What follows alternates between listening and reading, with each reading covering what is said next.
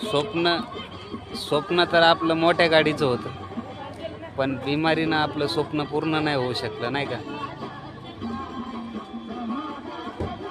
तुम्हाला एक सांगतो मित्रांनो, सपने उनके भी नसीब नहीं होते जिनको है ना दो टाइम की रोटी भी उनके नसीब में नहीं होती, उनके भी सपने पुरे होते, है का नाही? त्याच्यामुळं कोणाचं नशीब कसं येईल कसं बदलेल सांगू शकत नाही आपण, नाही का? अशी परिस्थिती आहे. आता आपण ह्या आजारानं 3 वर्षापासून त्रस्त आहे, नाही का?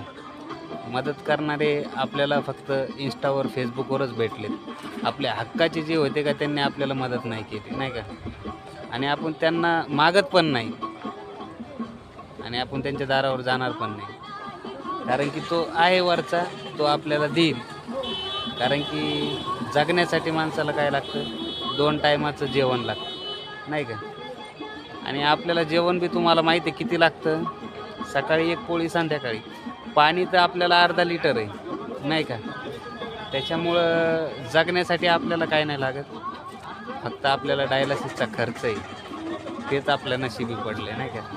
तरी तो करेल, कारण की आपण आता सध्या कुठं बसलेलो आहे? तथागत गौतम बुद्ध, शांतीचा मार्ग दाखवणारे तथागत गौतम बुद्ध. त्याच्यामुळं आपण एक शांतीचा निर्णय घेतला, नाही का? आपण इथून मागं झाल्या आपल्या पण चुका, इथून मागं आपण सगळं केलं, पण आता इथून पुढं आपण शांततेचा मार्ग स्वीकारला, नाही का? दुश्मन जरी असला आपला तरी आपण त्याच्याशी भांडणार नाही. फक्त एवढंच आहे की जिथं चूक होत आहे त्याचा आपण विरोध करणार, मग ते कोण असो. आणि आपल्याला हे जरी वेळ आली तरी काय घोर नाही, कारण की बाबासाहेबांना सांगितलेलंच आहे, शिका, संघटित व्हा आणि संघर्ष करा.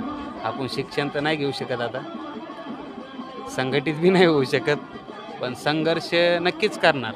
कोणासाठी? फक्त स्वतःसाठी. चला बाय.